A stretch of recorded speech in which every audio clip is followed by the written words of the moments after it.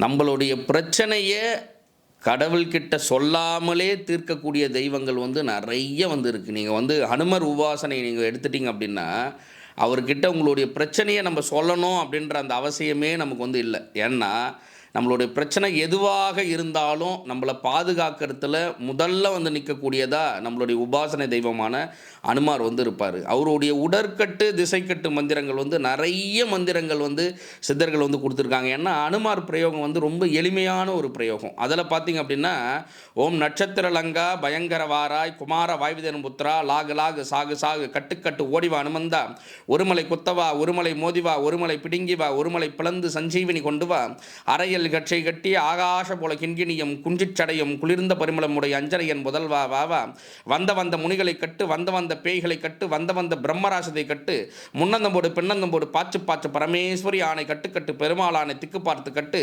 சுவாமி சூலம் காளியை காக்க காளி சூலம் சுவாமியை காக்க இவருடைய சூலம் எப்பொழுதும் என்னையும் என்னை சார்ந்தவர்களையும் எம்மோடு இருப்பவர்களையும் எப்போதும் காக்க காக்கவே கும்படு ஸ்வாக.